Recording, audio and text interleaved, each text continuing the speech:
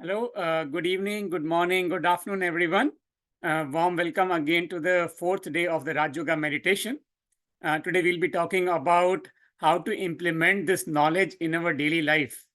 That is one of the best things I found about Raj Yoga meditation, that the whole goal of this is not just to sit in the morning and evening in a quiet place and experience some peace. The real goal of Raj Yoga meditation is to actually experience that inner peace throughout the day while doing all our day-to-day actions, whether we are with our family members or we are in our work or we are with our friend circles. No matter what, we need to do every single action that we are doing with an inner peace. The same attitude that we learned about last 3 classes of being soul conscious, that is what the goal of this is. So we'll be talking today about examples on how to implement this in day-to-day life. I'm happy to share my own personal experience also as we go on how I learned this whole Raj Yoga meditation and how I started practicing it in my own daily life. Just a quick request here, please sit in a quiet corner of your home so that you can stay focused for the next 1.5 hours, and try to keep your phone on mute. And again, thank you, Mahesh, brother, for being the host of the meeting. Thank you so much, brother. A quick recap that, we talked about knowing our true self, our true identity, that, we are these human beings. Our body is the one that is the human, which is made out of bones and flesh. But that is just the physical part of it. That is not what my true identity is. I am a being, a point of light, the energy that brings life to this body. When the human and the point of light come together, that is when the human being is formed. So we have to decouple between our body and I, the soul. I am a soul living in this body. When I, the soul, come into this body, that is when the human being is born. And then we also talked about, how, since given that I am a soul, a point of light and energy, my true parent, God, the parent of the soul, is also a point of light, supreme soul. He is filled with all qualities: love, peace, happiness, bliss. He's an ocean of mercy, every single virtue, right? And as long as the more we can be in a soul conscious form, the more we can connect with the supreme soul and inherit all these virtues from the divine. And then, yesterday we also talked about this the cycle or drama, right? Where the God is living in this soul world, and I, the soul, I come onto this earth, corporeal earth. Life is a drama here. I'm doing part and playing my own part in this drama, and this cycle of going from the soul world to the earth, taking a body, then leaving the body. This cycle repeats itself, continues, right? And as the cycle continues, originally, when the cycle started, I was in the Satyug, the golden age, where I was 100% complete. And as I took birth after rebirth, after birth after rebirth, my purity, my original quality started going down over time. So I went down from golden age to silver age to copper age to Kalyug, and now my qualities have almost deteriorated back to zero. And now it is time for us to rejuvenate, refill ourselves with all those original virtues that we ourselves had. And when we fill our own selves with virtues, our golden age, our Satyug, comes for us, right? If we all, this whole cycle of golden age, silver age, Dwapar and Kalyug is a cycle that also repeats, just like the day and night, seasons, everything repeat. This whole cycle also repeats every 5,000 years. And the Satyug golden age is about to come.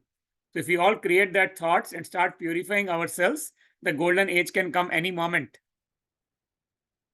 In fact, for me, for every individual, the day I purify myself, the day I start working on my own areas of growth, my golden age starts immediately for me. My life starts becoming beautiful for me the day I start acting on my own self. With that, let's join for a brief round of meditation together.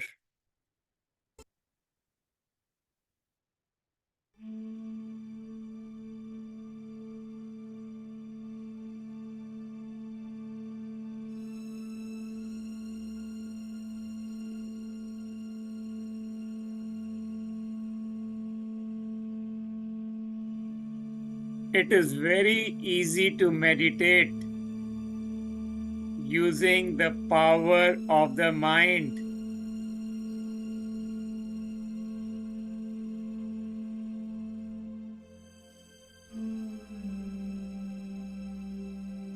I allow my mind to float towards the divine.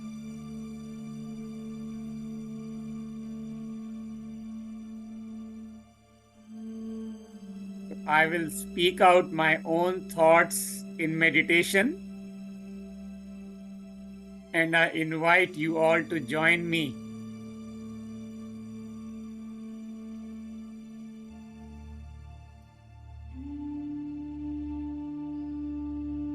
I let the body sit quietly.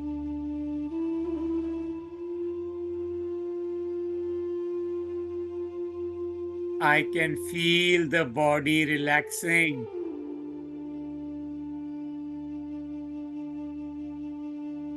My breath is becoming deeper.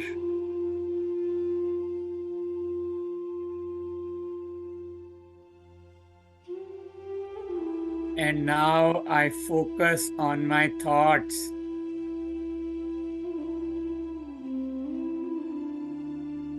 The speed of my thoughts has slowed down.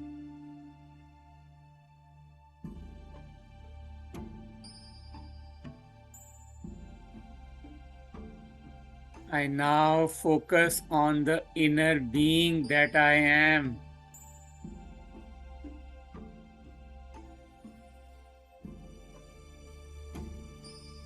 I am a being of light,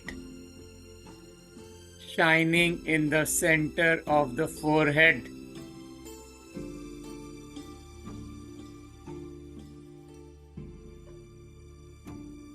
This body is separate.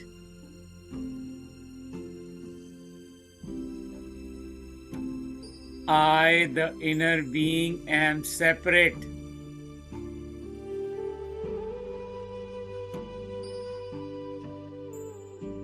I existed before this body took shape.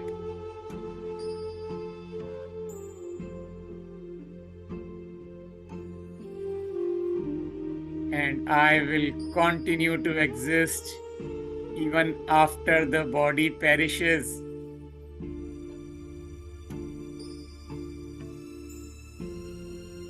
No beginning, no end. I, the eternal spirit.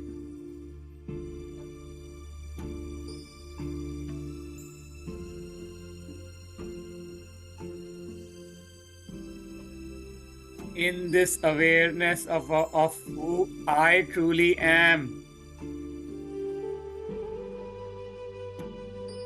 my thoughts now focus on the divine,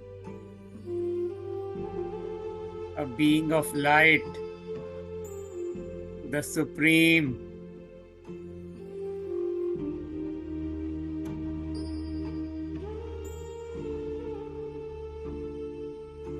From the source of love, the waves of love reach out to me.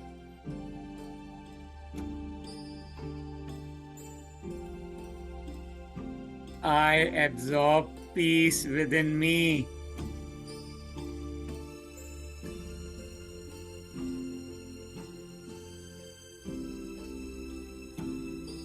From me, these waves of love reach out further and further.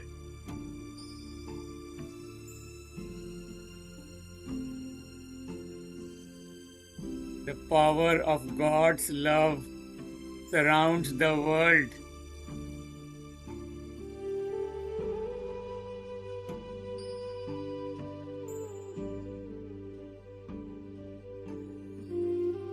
The power of God's love heals.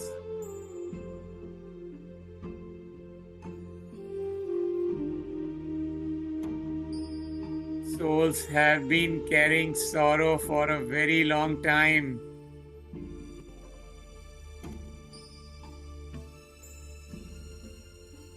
God's love removes the burden and heals the pain.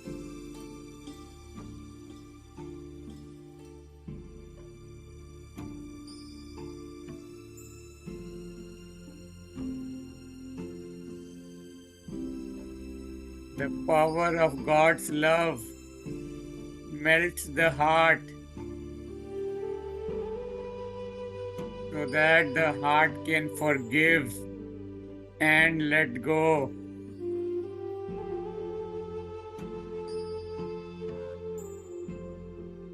And the soul feels liberation.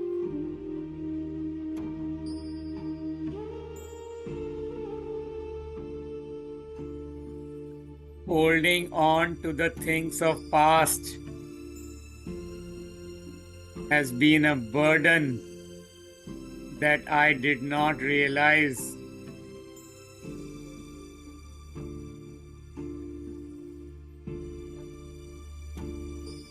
Power of God's love allows me to remove that burden.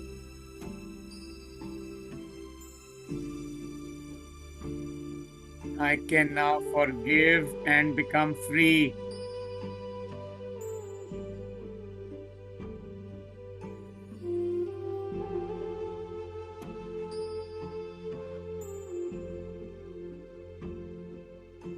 God's love touches the souls and they continue in their journey, feeling the power of God's company.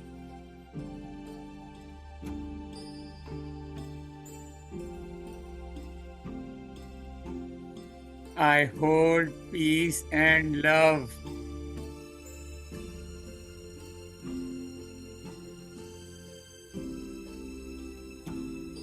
And my thoughts return to the physical dimension.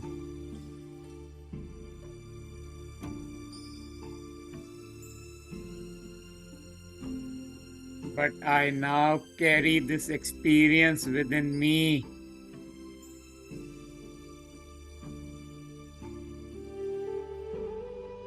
This experience impacts my thinking, my speaking, and my doing.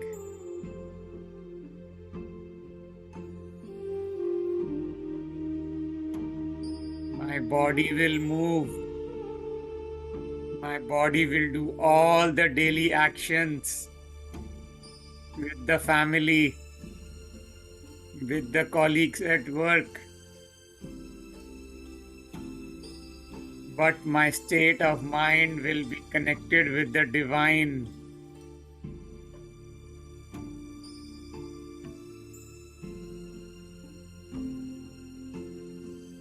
Irrespective of what the situation is or the behavior of others, I choose my response.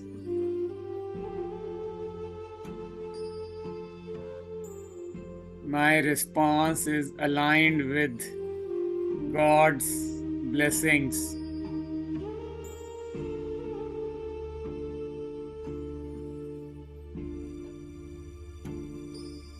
I now experience a deep inner peace.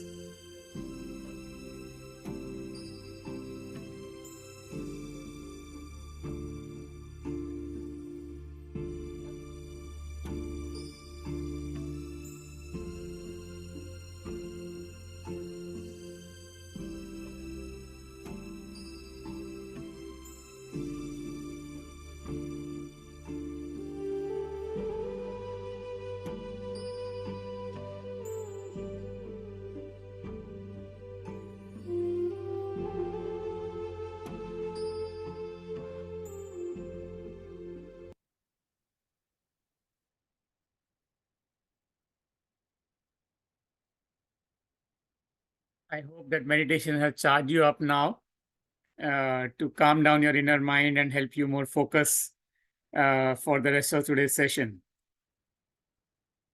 So let me firstly ask here, right? Given that we are talking about the entire today's session is about applying, this divine knowledge in our day-to-day life. Let me ask you all a question here. What do you think are the challenges we face in applying this divine knowledge in our daily life? Can you share your response on the chat?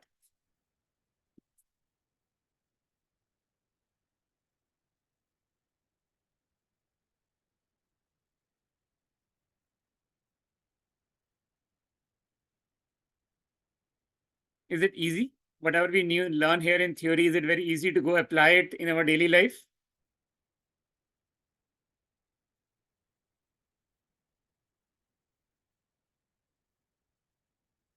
Disconnecting from the activities and sitting down.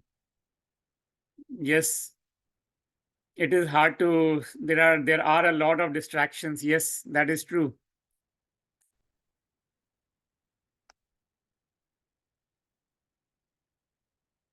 It is not easy at all. Yes.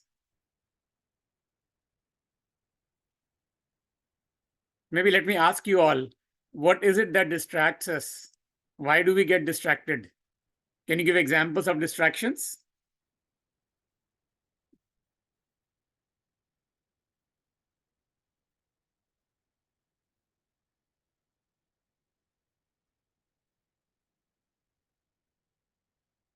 To-do list, mind. Yes, we expect things to happen our way.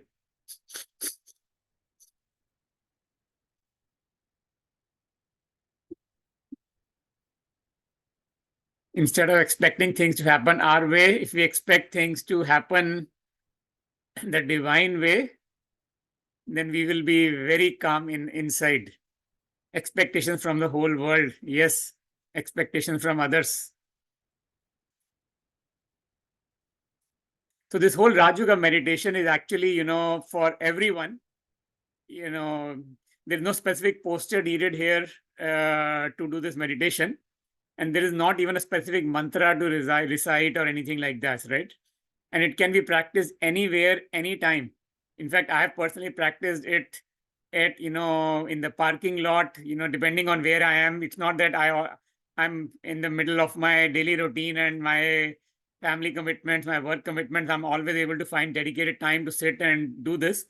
Lots of time in the middle of my, my routines and stuff, and I'm unable to sit and do dedicated time. So I just, wherever I am, I just take a pause and, relax my mind and do the meditation for whatever brief time I can throughout the day, including parking lots, including campings, including my office breaks, including the sitting in the car, including traffic light at in the on the road. Any moment where I get a minute, I just take a relaxation and try to calm myself down.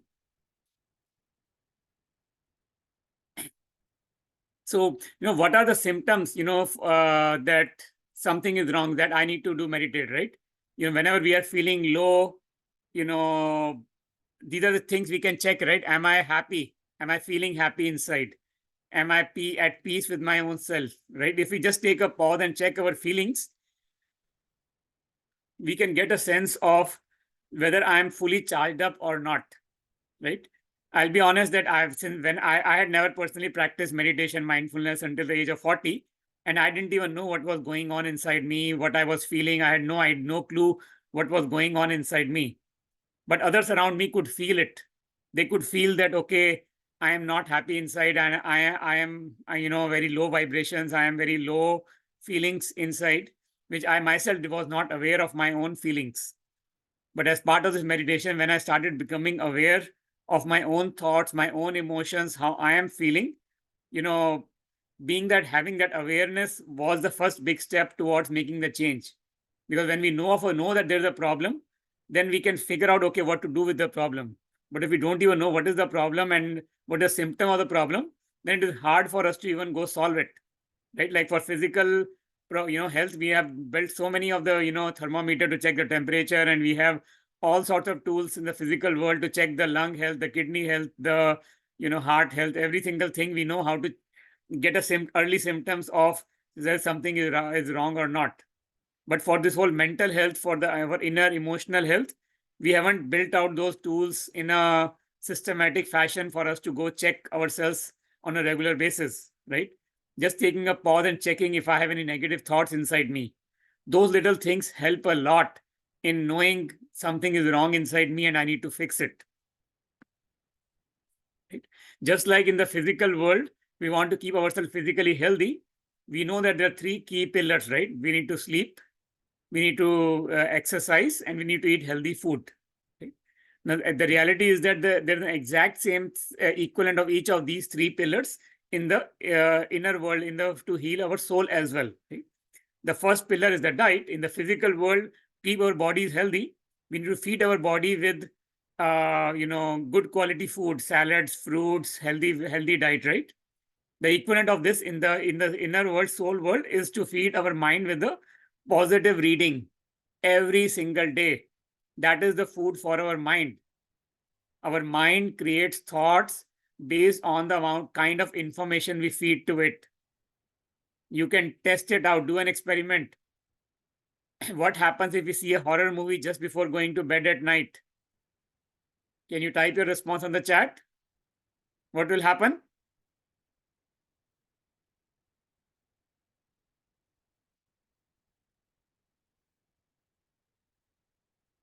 If you see a horror movie right before going to bed, what happens? You have a disrupted sleep. Yes.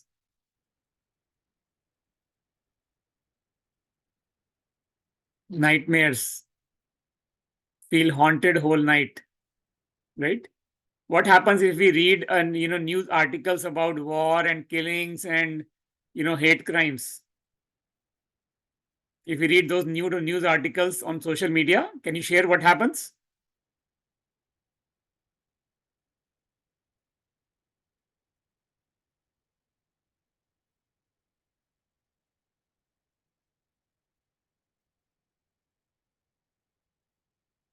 Fear is generated.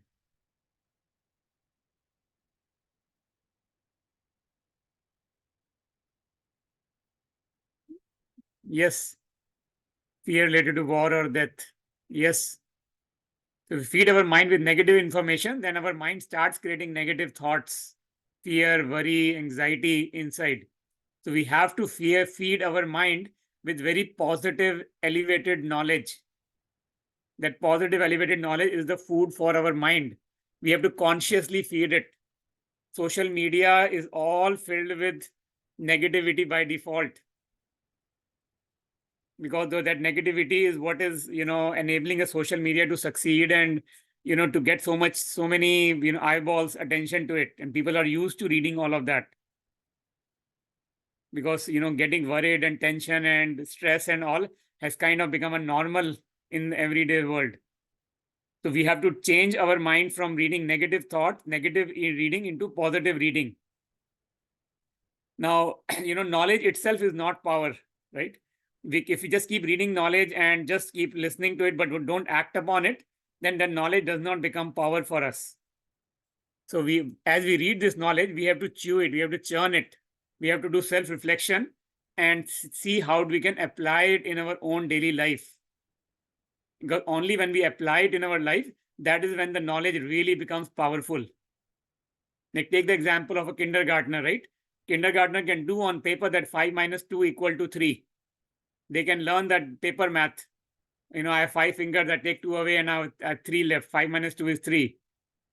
But until that kindergartner takes a $5 bill from the parent and goes to the grocery shop to buy their favorite chocolate that costs $2, they pick the pick the chocolate, they go to the checkout line, they give the $5 bill to the shopkeeper, and the shopkeeper returns the $3 back to them, and they get their chocolate, and then they get to enjoy it. Until that kindergarten goes through this experience, that is when they really understand the meaning of 5 minus 2 equal to 3. That is when that concept of 5 minus 2 equal to 3 gets very, very deeply engraved in the mind of the kindergartner. The same thing applies here.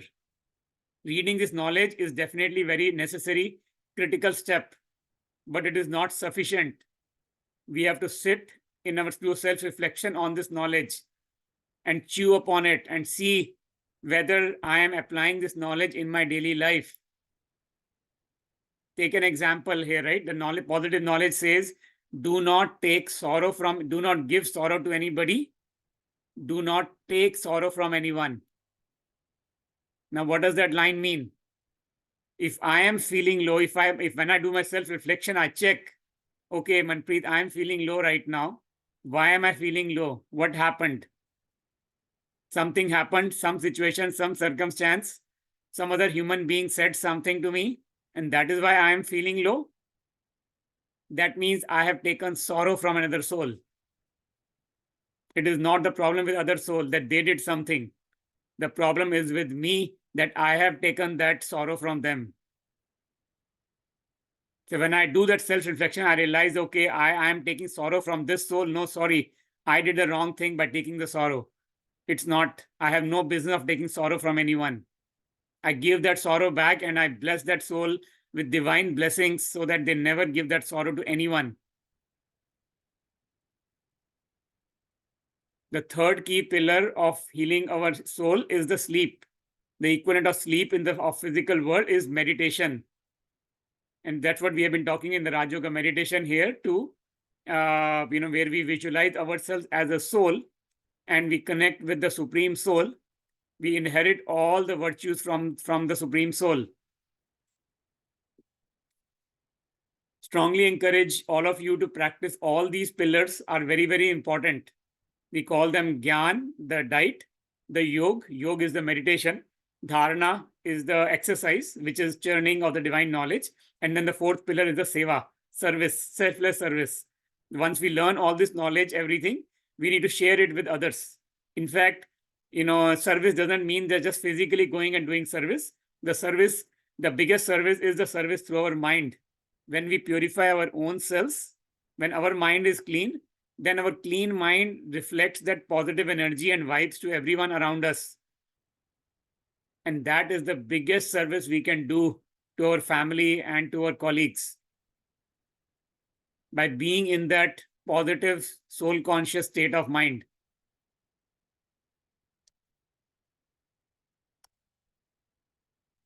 So the whole goal of Raj Yoga meditation is to become a karma yogi. The karma yogi means, the word karma means doing an action, and yogi means, yog means connection of the soul with the Supreme Soul, the meeting, the union. So karma yoga means while doing every karma, every action, I need to be in the state of yog. Yog means I need to be connected with the divine.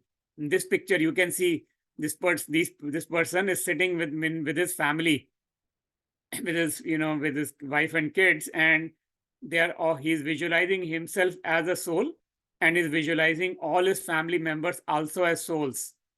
He's connected himself with God and he's connected all the souls of his family with the Supreme Soul at the same time.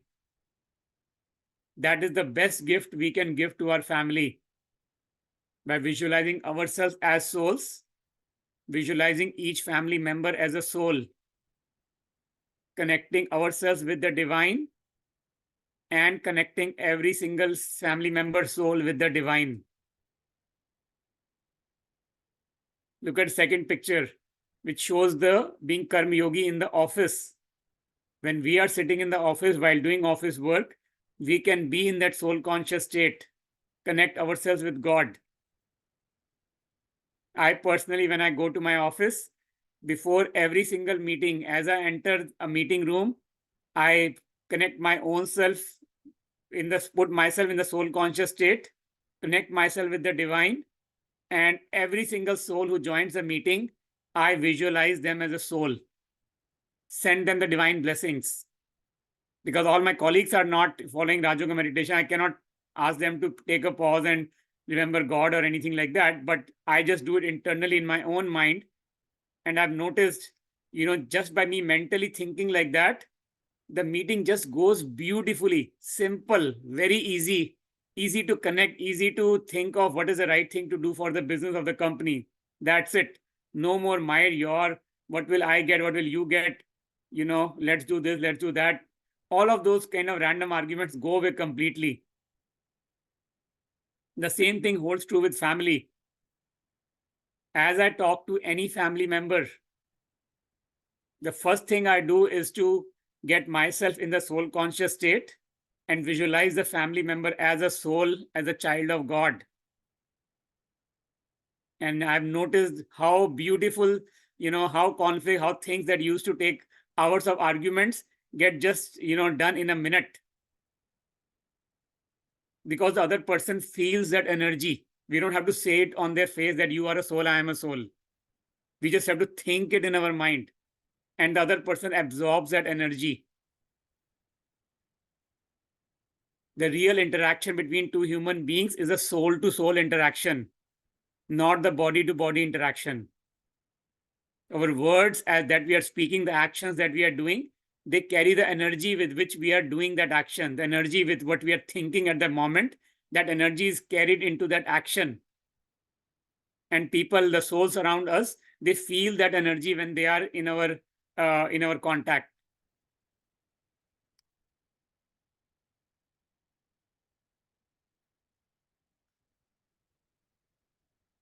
So, the biggest thing here of being a karma yogi is that it doesn't matter what we do in life.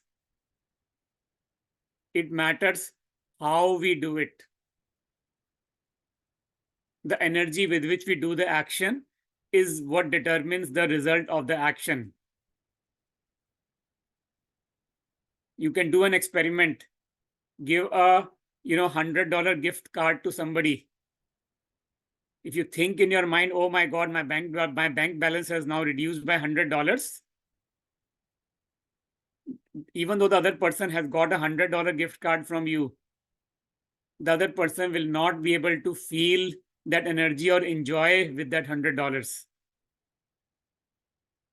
But instead of giving $100, maybe just give $1, but give that $1 with a lot of love and happiness. Give it with blessings. Give it with, say that, okay, I empower you that this $1, whatever you buy with this, will give you so much happiness, will fill you with love. And that even that $1 less will give them so much more happiness.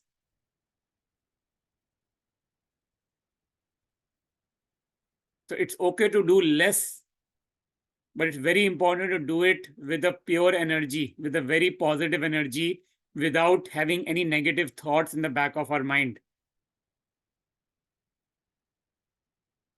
And this is, we talk about that our attitude reflects our consciousness. Our thoughts and feelings are revealed through our vibrations, right? We cannot hide it.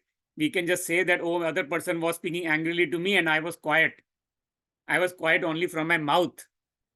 Being quiet from my mouth doesn't mean anything. We have to have the silence in the mind. Because even if we are quiet from the mouth, but our mind is cursing the other person, they will feel it. They will feel those negative vibes when we are thinking negatively about them. The same thing, converse also holds true. If I am sending positive blessings to the other person, to somebody, the other person feels that positive blessings. I don't have to go and say to them on their face, that I am sending you these positive vibes. I'm thinking highly about you. I don't even have to go and say it on their face. They will feel it automatically, a natural byproduct of me just thinking highly about them in the, from the core of my mind. We think that we can hide everything by being quiet or just trying to be happy on the face and smiling, but those are just external things. No matter how much we smile on outside, if we don't have inner smile, the other person will not feel that happiness.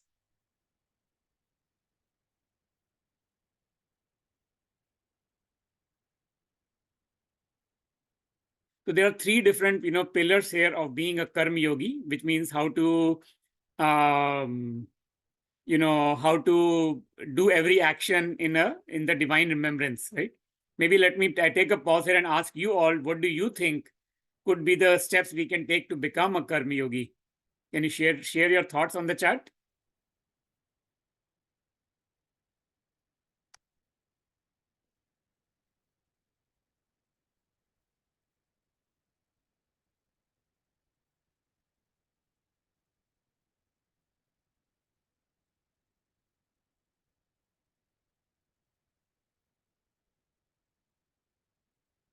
Stay positive. Yes. Do daily activities with peace of mind. Yes.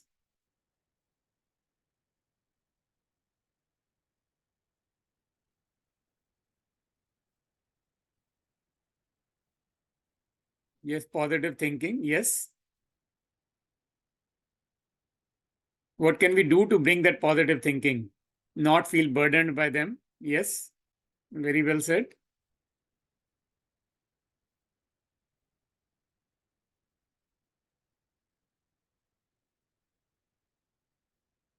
Send positive vibrations to everyone. Words and thoughts should reconcile always. Yes. React to all situations in a soul conscious state. Yes. Very beautiful.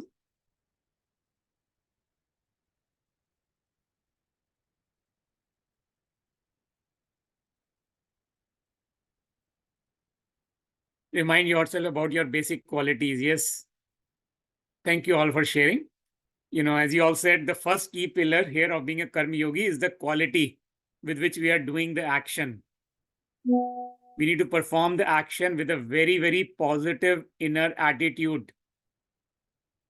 You can do an experiment, do a task, pick up a task. A task could be as simple as, say, doing the chores, washing dishes, or doing laundry.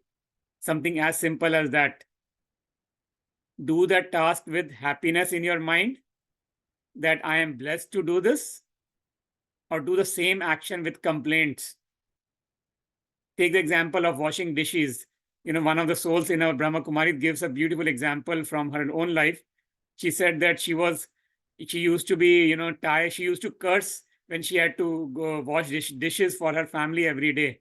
She used to curse it. Okay, why am I the one who has to go wash dishes every day for my family? Why don't others do it?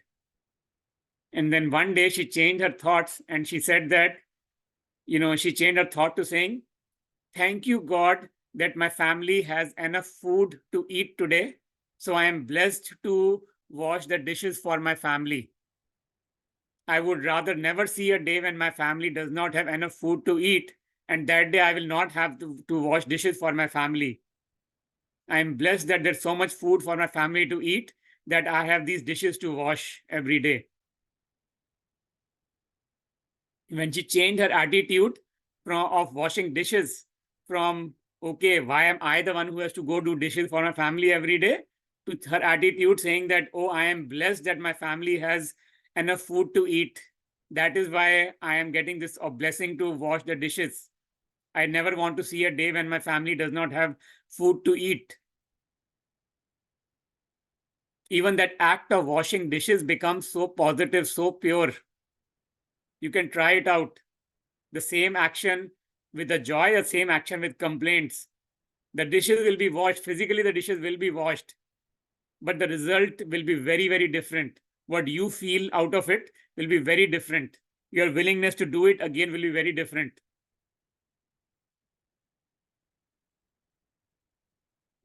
So we need to do every task with an unlimited consciousness. Focus on the long-term consequences. Will this thought empower me? Will this thought make me a better human being? Will this thought make the other person a better human being?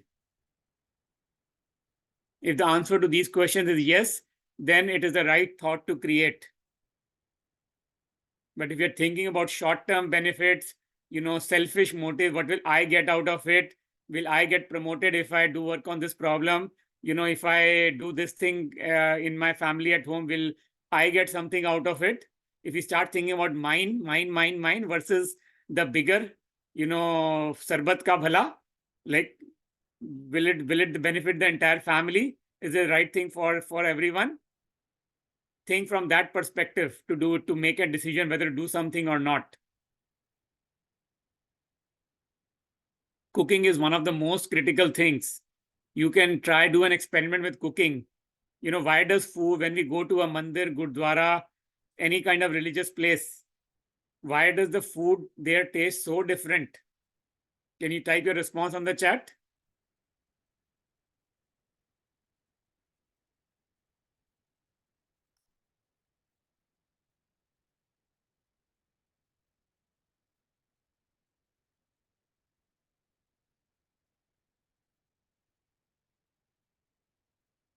Yes, with our vibrations, the mindset with which we,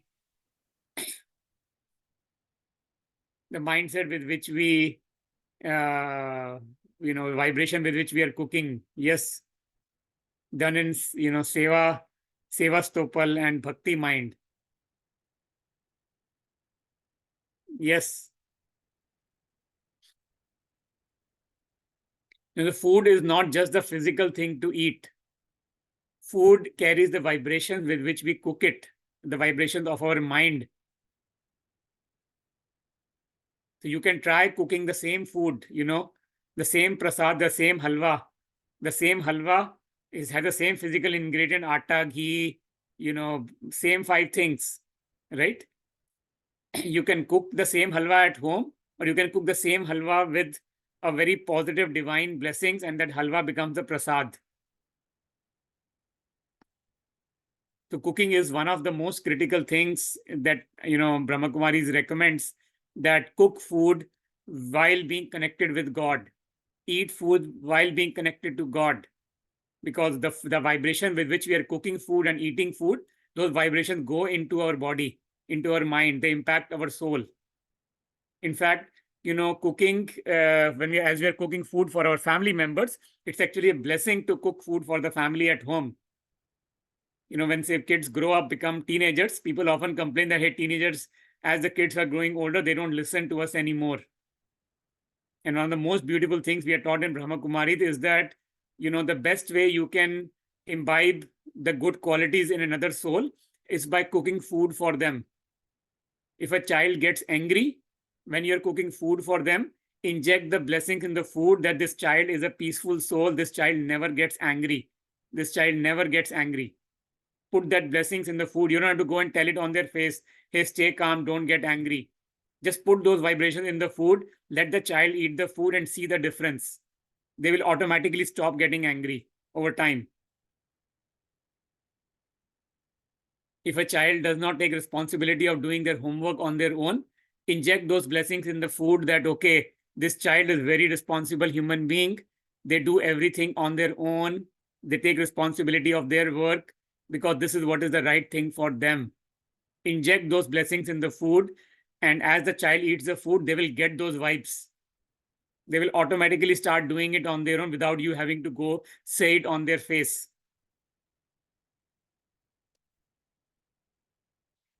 The second part of being karma yogi is the significance of with which we do it, our daily actions, right? So in any situation, either we influence the circumstances or the circumstances influence us. Let's take an example here, right? I want you to share your thoughts on, if I create the thought, if I let circumstances influence me, how do I feel? Versus if I create the thought that I am the one influencing my circumstances, then how do I feel? Any thoughts?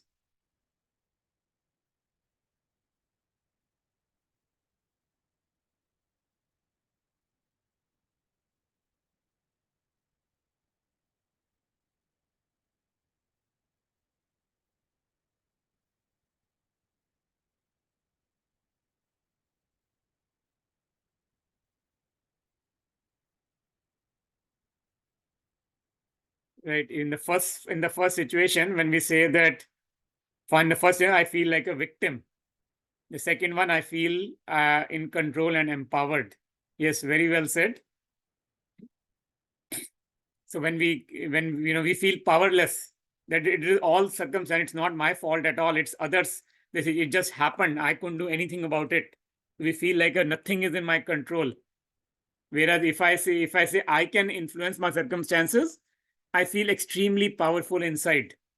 I feel I'm independent. I have full control over everything. I'm not a victim anymore. It's my choices. I have a choice at every moment what to do.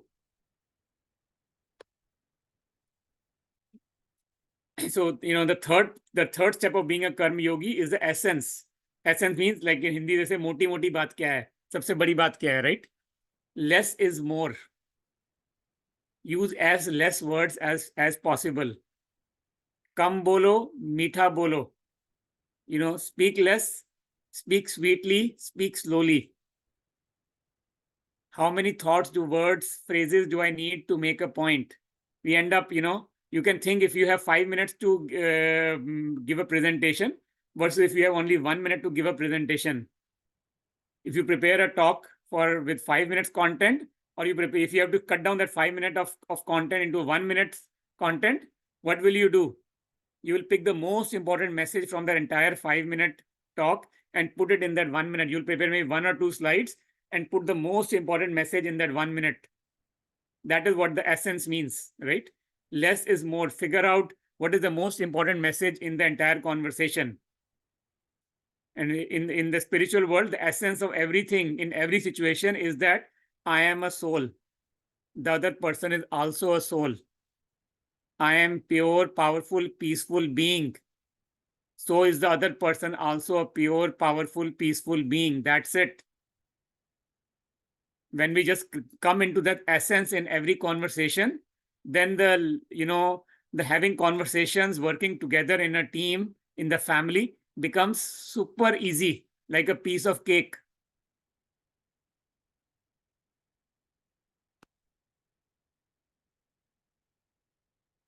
Take the example, right?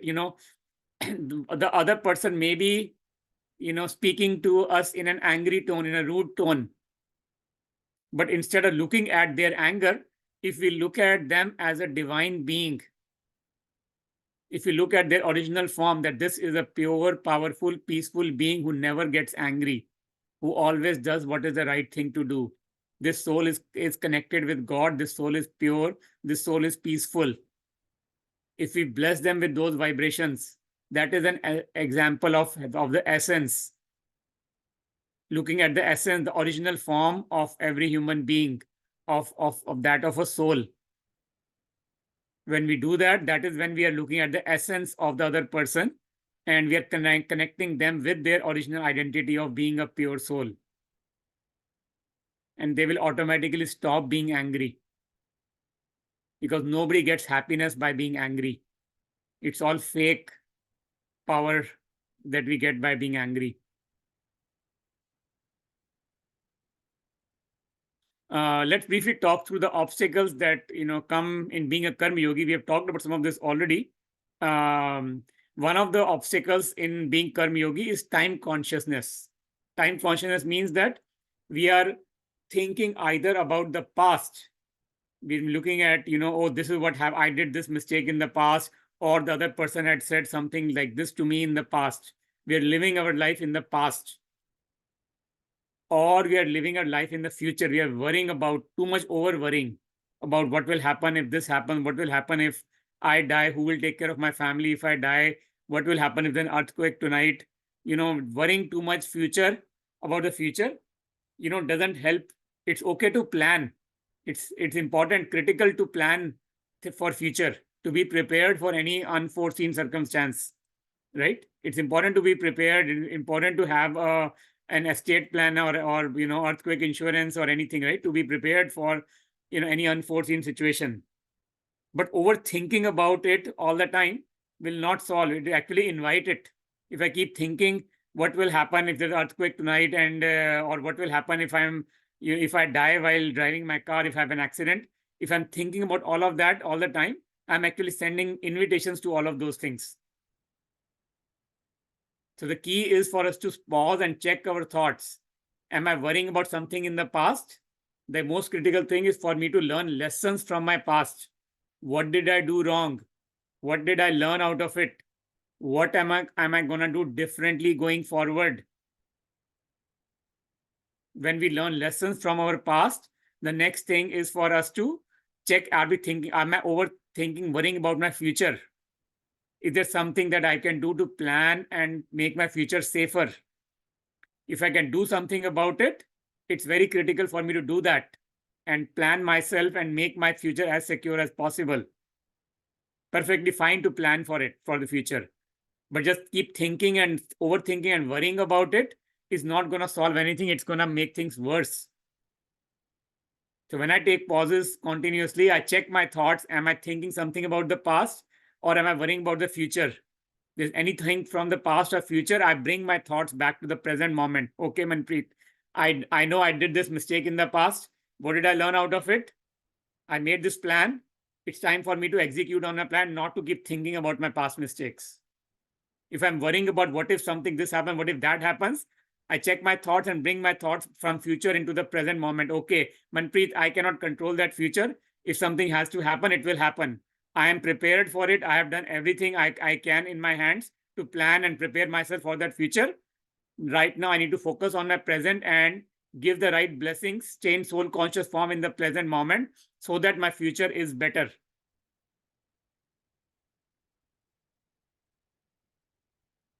And then the second step is the action consciousness. When we are doing some action, we get too much over-indulged, over-involved in the action itself. Oh, why did this person say this to me? Why is this happening? We get too much, start questioning every single soul's, role. Why did they do like that? Why did they say this word? Why didn't they understand it? We get too much attached with that. That's being attached to the action. The real thing is for us to be detached, be a detached observer. When we are in a soul conscious form, we can actually observe our own selves. When I'm in the soul conscious form, I can look at my own actions with grace and dignity. I can look at my own weaknesses, my own areas of growth without feeling shame or guilty about it. It becomes very easy for me to learn lessons when I'm in a soul conscious state. Because when I'm in soul conscious, I'm connected with divine. I know God loves me. God accepts me just the way I am. I don't need to do anything to earn God's love or trust. I don't need to be a perfect human being to, earn the love of God. He loves me just the way I am. When I am in the soul conscious form and I'm filled with the divine love, it's very easy for me to be a detached observer and look at my own actions. What have I done wrong, Manpreet? Is my every thought, my every word, my every action aligned with the divine or not?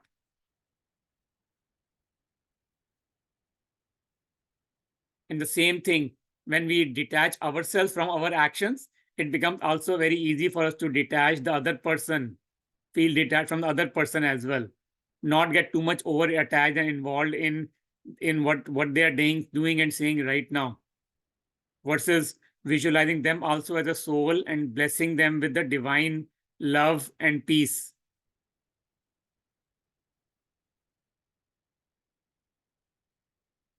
So we talked about the three pillars of being Karma Yogi. We talked about the obstacles that come in being a Karma Yogi, which is the time consciousness as well as the action consciousness, which either we're thinking too much about the past or worrying about the future. And then we talked about the action consciousness, where we are worried too much over indulge into the action, right? So let's talk about few of the ingredients that are needed to being a Karma Yogi. One thing I think we have talked about in one of the previous classes as well about that Raj Yoga meditation is an open-eyed meditation. It's intentionally open-eye because the whole goal of the Raj Yoga meditation is to become a Karma Yogi so that we can stay in that meditative state of mind while doing all the actions on a day-to-day basis. If we sit in a meditation and close our eyes, then when we are doing the day-to-day work, when we're cooking food, doing office meetings, we will not be able to meditate because we know that we have to close my eyes to meditate, and we cannot close our eyes in our office meetings or when we're cooking food or when we are spending time with the family. We have to keep our eyes open. That is why even when we are sitting and in the early morning hours to meditate, we sit with open eyes. Raj Yoga meditation enables us to be the master of our sense organs. We talked about this in one of the, I think, first class itself, that the whole goal here is that I am the soul, I the energy, I am the one who is ruling this body, I am the ruler of these sense organs, I am the one, I the soul see through these eyes. Eyes do not see. It's I the soul who is seeing, using these eyes as the medium to see the world. I the soul am listening through these ears. I the soul am doing actions through these hands. Hands are not making a decision on what action to do, what action not to do. It's I, the soul, that is making the decision to go eat the healthy food. That is why my hands are going and picking up that healthy food and putting it in my mouth.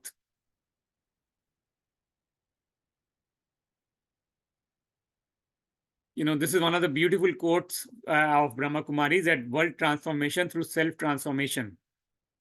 We have to become the ruler of the world by being the ruler of the self.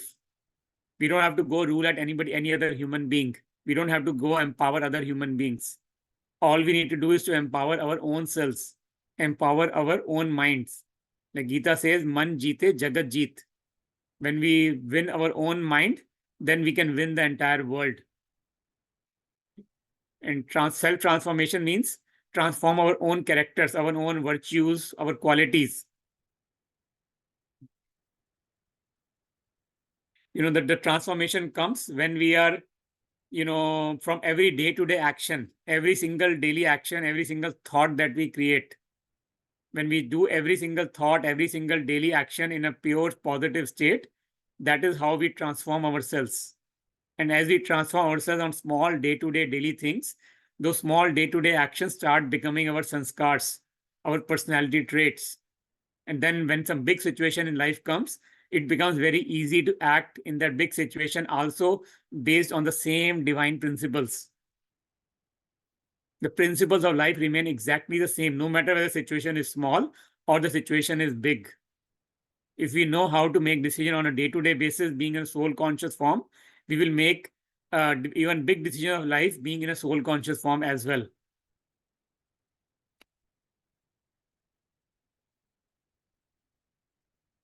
So this is the essence of being soul consciousness. Like, we have talked about visualize ourselves as the soul, as a point of light residing in the center of the forehead, and visualize God also as a point of light, and connect ourselves with the soul, the light of the soul, with the light of the God. That is what the entire soul consciousness is all about. And that is how we start building the relationship with the Supreme Soul, with the God. We visualize God as the power, as the driving force behind every single action. Think of God as like a double motor, as the engine, fuel. If you just put a rocket and don't put fuel in it, the rocket cannot fly. The rocket cannot cross the earth and have the escape velocity to, go against the gravity that is pulling it down. So we have to put strong fuel inside the rocket so that it can leave the earth and leave it with a higher escape velocity. The same thing holds true in every action we do in our life. If we imbibe the God's love into any action, that action becomes beautiful.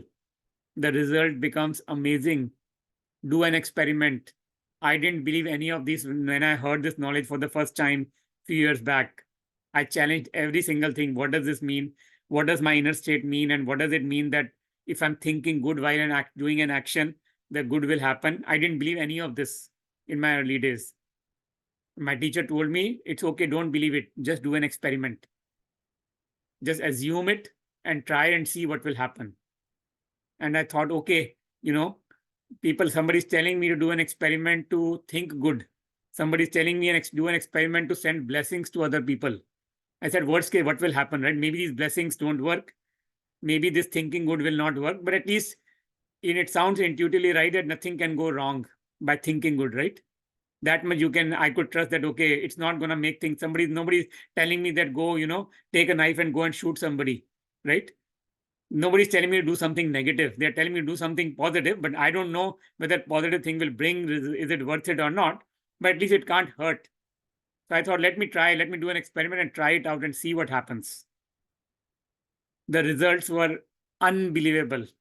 Whatever I had tried for years to solve at physical level, nothing worked at the physical level for years, decade to solve. What just changing the inner world, the inner thoughts and the inner energy just solved, fixed things with an exponential, beautiful pace.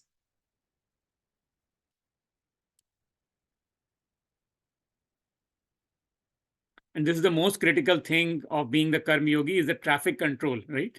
We do in Brahma Kumari, we get up early morning, 4 a.m., do meditation, visualize ourselves, soul, connect with the Supreme Soul.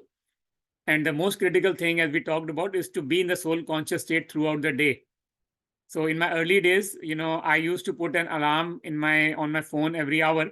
Every hour I had a 1 minute break alarm set on my phone to remind me, okay, Manpreet, go in a soul conscious form, check yourself. Because in the early days when we are not used to doing something, we have to remind ourselves, right? Because our mind will not automatically remind itself.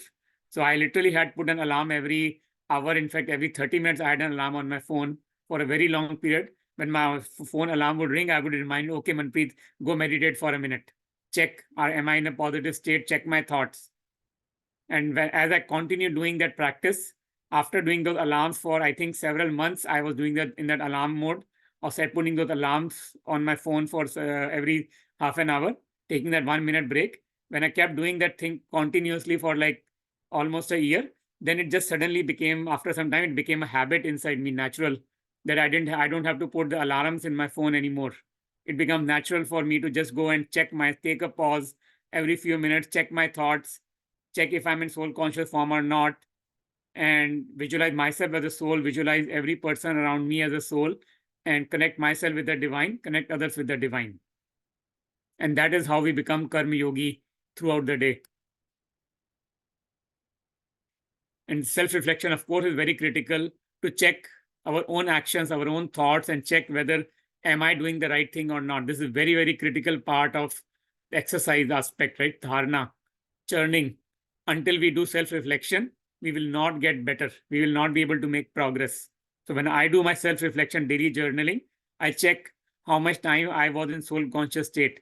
How much time am I spending in a negative thought? How much time did I blame somebody else in my life?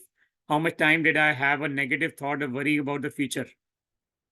And I track that, and I notice how my trends are going down. I'm not perfect by any means, but I'm personally I became aware of all these things, and I'm on a human soul on my own journey. I'm on a path of growth, getting a better human being every single day. So with that, let's join for a brief round of meditation exercise together.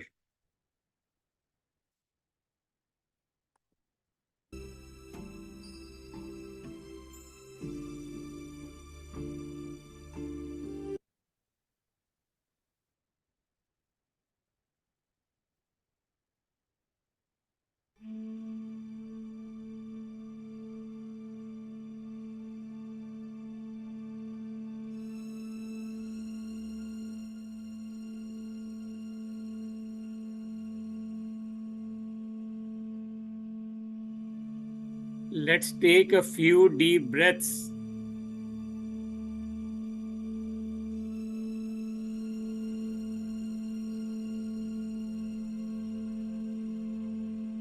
And visualize ourselves as the being.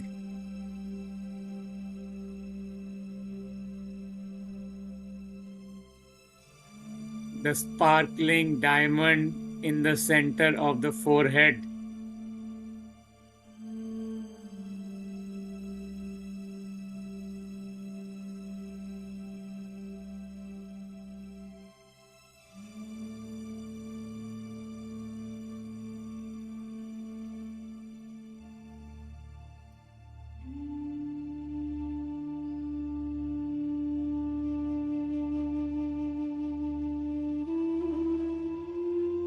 I, the sparkling diamond, connect myself with the Supreme Soul.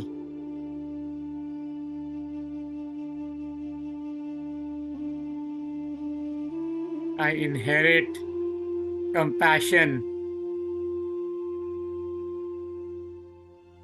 and I become compassionate.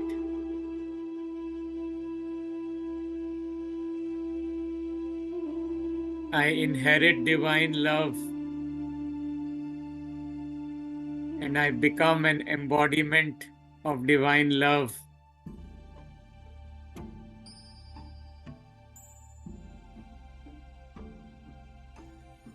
I inherit divine peace,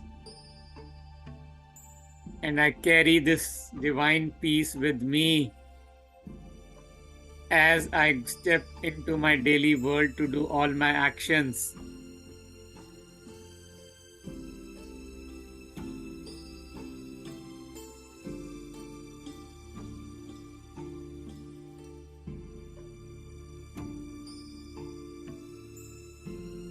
In the past, I was focused too much only on doing the actions. Everything was a to-do list for me. And I used to just check mark. I have done A this today, I have done B today, I have done C today, I have done D today. But I was not aware of my inner state of mind while doing those actions.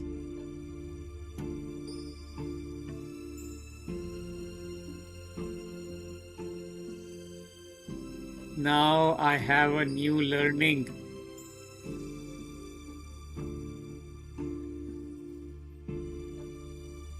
Our actions bring results based on the state of our mind while doing the action.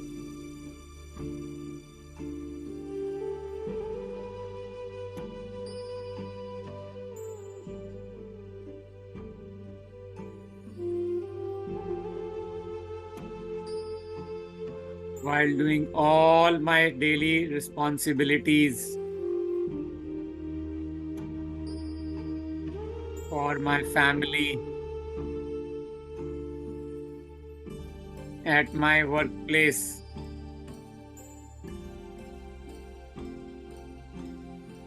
I visualize myself as the being.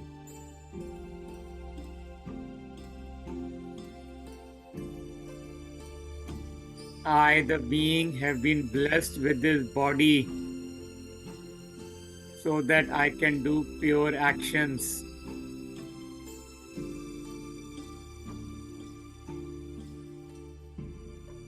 These pure actions are the ones that will make me closer to the God.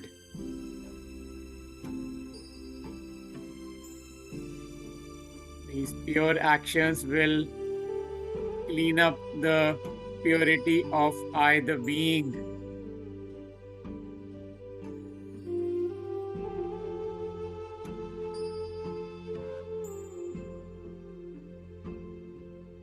God evaluates us, gives us grades based on the state of our mind while doing the action.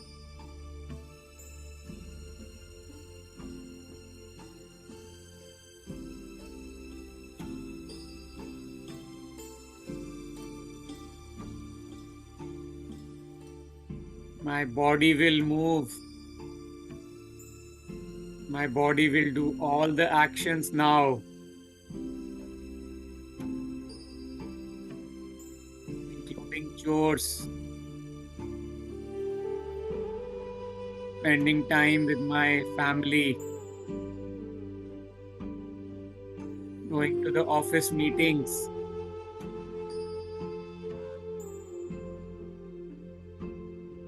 No matter what I am doing physically, I will remain connected with the divine.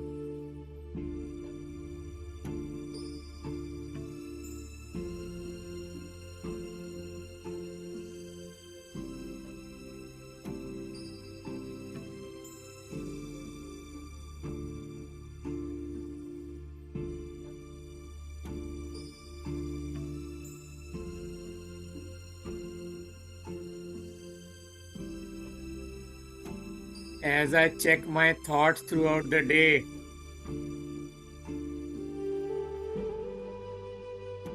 if there is a thought about some past mistake of myself or others,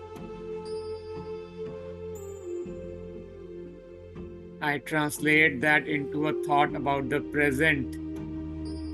What differently can I do in the current moment to learn lessons from my past mistakes?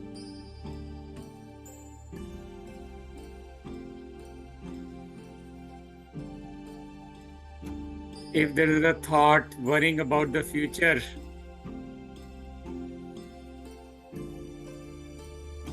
I bring the thought again to the present moment.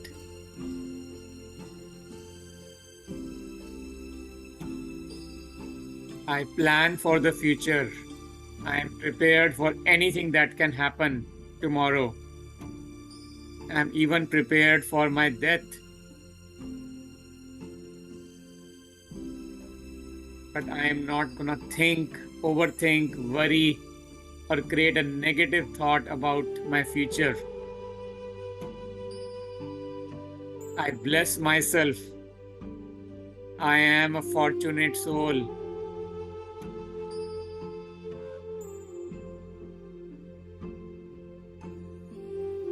My fortune is written by God.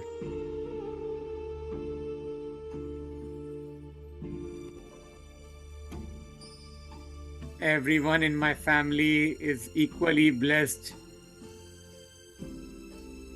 by God. Everyone in my workplace is also blessed by God.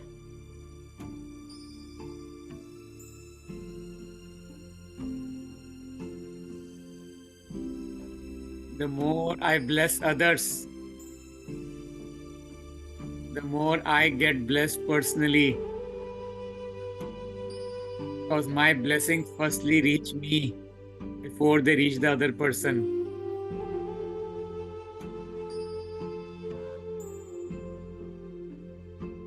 I am now filled with the divine blessings.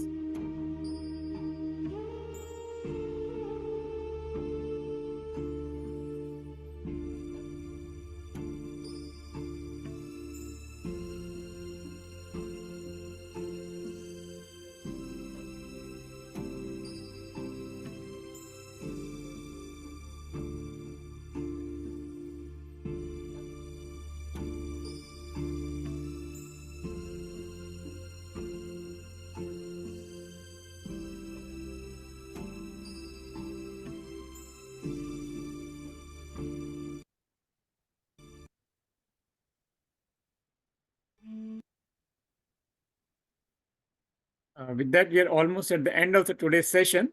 Just wanted to quickly remind that we have the nurturing values classes going on for kids every Sunday at 11 a.m. These are beautiful classes to nurture inner values inside the kids. Strongly recommend if you have any kids in the family to encourage the kids to join this class. And then we also do the well-being webinars for the workplace. Please let us know if there's some well-being class session you would like us to organize at your office. And we can take a few questions. Shanti, brother. Shanti. Yeah. Thank you, brother, for today's session and for very beautifully sharing with several real life examples and from your own experiences on how to practice the teachings of Raj Yoga meditation in our day-to-day activities. Thanks for beautifully explaining on how to nourish and empower the soul by being an introvert, by reading, listening to positive information, by using the knowledge in each of our thoughts, words, and actions, and by connecting to God, our Father. And also thanks for sharing on how to expedite this nourishment of the soul by following few simple precautions like staying away from waste in the world, eating food prepared in the remembrance of God. And thanks for sharing on how to stabilize ourselves in our own true consciousness of being a soul and generating elevated thoughts with good wishes when interacting with other souls. Will make our interactions with every soul enjoyable, will bring harmony in each relation, and hence will make our life easy and fun. And finally, thanks, brother, for sharing those beautiful tips on how to be a karma yogi and how to overcome the obstacles which come our way in practicing soul consciousness, and how paying our attention to the to be list will empower us to complete our to do list. So thanks for those beautiful teachings. Uh, so we do have a few questions, but as we have few, I mean, we are already over time. We'll take a couple of them. So the first thing is, you gave a very good example of what elevated thoughts to create when washing dishes. Could you please give more examples of the elevated thoughts we can create while doing the daily routine activities? I'll give you examples, like, as I'm doing any kind of cleanups, right? Any cleanup chores at home, like, washing dishes or mopping the floor or throwing the trash, I create a thought in my mind that, okay, I am cleaning this up, I'm removing this physical trash. And as I'm removing this physical trash, you know, God is removing the impurities inside me at the same time.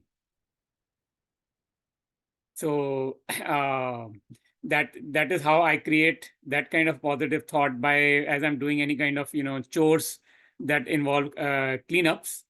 um, Cooking food and eating food is a very, very critical part of life. I'll tell you honestly, I was a person who had never I was not even a physically active sport person all my life. I never even played meaningful sport or exercise all my life. But as I came into this knowledge and I came into the awareness that, okay, this body is not a piece of joke here, right? This body is a blessing. If this body is not healthy, then how am my soul gonna be pure at all? So I personally started, went on a weight loss plan personally, lost 40 pounds in 6 months last year personally. And my biggest determination factor was that, okay, I have to get my body into healthy state. If body is not healthy, I'll be just be running after doctors and putting my energy in purifying, in keeping my body healthy. I will have no time to connect with the divine and purify the soul. So I started paying a lot of attention to my physical health, making sure, doing everything proactively, eating healthy food, exercise, diet, every single thing to keep my body healthy, because I had a strong inner motivation inside me that the body has to be healthy, without which the soul cannot be purified.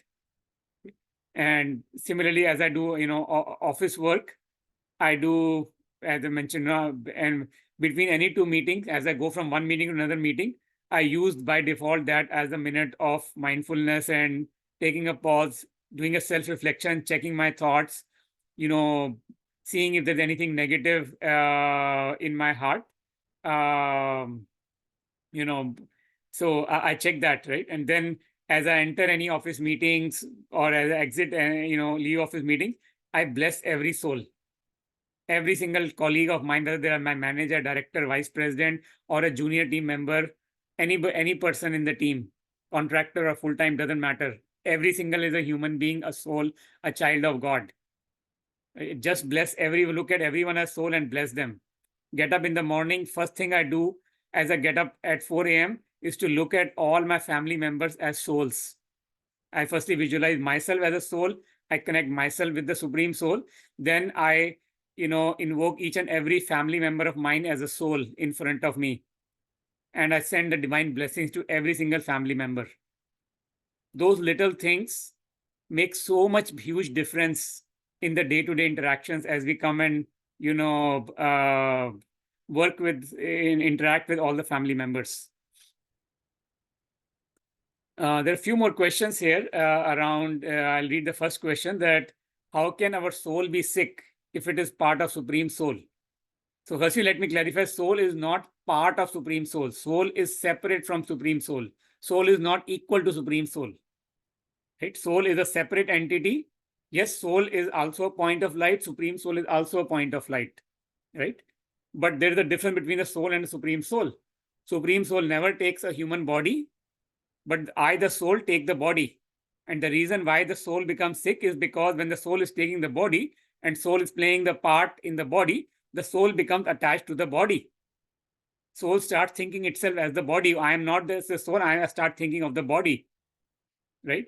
And it's the same thing if I try to, if I visualize, instead of looking at all my family members as souls, I start looking at all my family members also as their bodies. Oh, this is my spouse, this is my child, this is my parent, my friend, my manager, my colleague, my boss. Start looking at every single person as with my relationship. That is when the soul's, qualities start diminishing, because I come in body consciousness. I look at my own bodies, I look at other human beings as bodies, and all the vices start coming in me. Right. And as we have gone through that whole body, we talked about the cycle of, birth after rebirth over the last, from going from golden age to silver age to copper age, our, inner purity just kept deteriorating over time. So that is how, as because we became into body consciousness, We lost our original traits. We kept losing our original trait. We were not soul conscious. We were not able to connect with God, and too much body consciousness, mine versus yours, and limited thinking. That is what made the soul to be sick. And now it is time for us to reverse the trend. We came down to zero purity. Now it's time for us to bring our purity back to 100%. I hope that answers the first question. There is another question I'll read out here. It says, for a woman, it is very hard to not to get frustrated, upset with cooking and cleaning because there's so little help. I understand that if you're the only person in the family, doing all the household chores, cooking and cleaning and everything, it is easy to get frustrated. But I'll tell you, if we change our thoughts, if instead of looking that, okay, why do I have so little help? Why are other family members not contributing to the household chores? Why am I the only one doing it? If we change our thought to say that I am the one who is blessed to cook food for my family, because cooking food is the most pious thing, most precious, pure thing you can do for your family members. If I think of myself as that person who is blessed with that, responsibility to purify my family members, cooking is not just meant to physically feed the family members and feed their physical bodies. If you think of food as a divine blessing, and I am the one, God has chosen me, God has blessed me with that blessing to cook food so that I can imbibe God's blessings into the food. And with those divine blessings, I can heal every single family member of mine. I can bring them closer to God. If you think like that, then, cooking will feel like the fun. It will feel like, okay, it's a blessing for me to cook food. Think about if we are doing an office work where we know that, okay, doing a project like this, where we are designing something new problem, solving some new problem for the business, will give me promotion to the next level. If we know that we are doing an act, a work in my team in an office that will get me, build new skills in me, and it will get me to the next level, then we feel very motivated to do that work, because we know I'm learning new, I'm growing, I'm learning, I'm adding value to myself, I'm adding value to the company. We feel motivated to do that work. So same thing, think of here cooking and cleaning as, something that is not in the physical sense, but in the spiritual sense. God is giving me promotion to the next level. God has given me the blessing as an opportunity to do this. I'll be honest here personally that I did not know how to cook food until a few years back. I had never done cooking in my life. But when I came into this knowledge from Brahma Kumaris and I realized that, okay, cooking food is actually a way to empower your family and heal them. I actually started learning how to cook over the last few years. And I take a joy and a pleasure to cook food for the family, because I realized that, okay, this is the, most precious way to actually purify your own self and purify every single family member.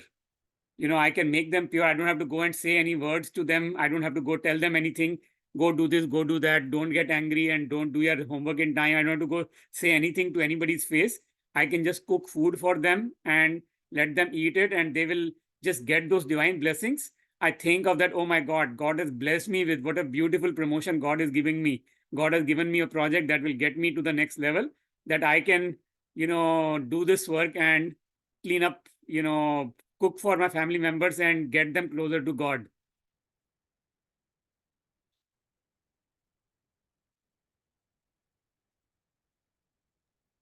Thank you, brother, for taking those questions and answering in detail.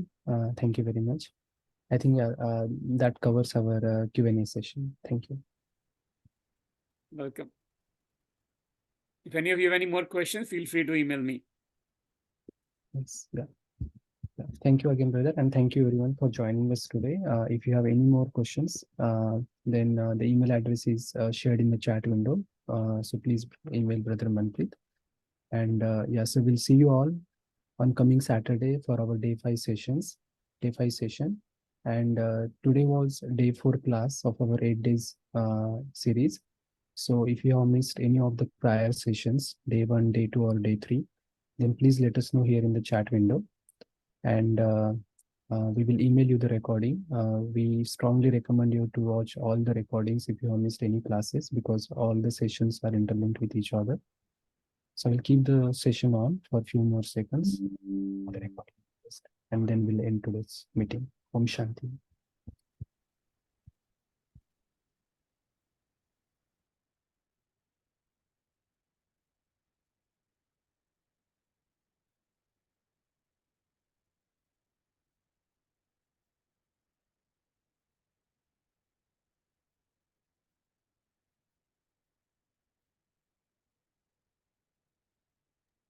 Om Shanti, everyone. Thank you again. We'll email recordings to those who have requested for it. I will end the today's session now. Om Shanti. Om Shanti.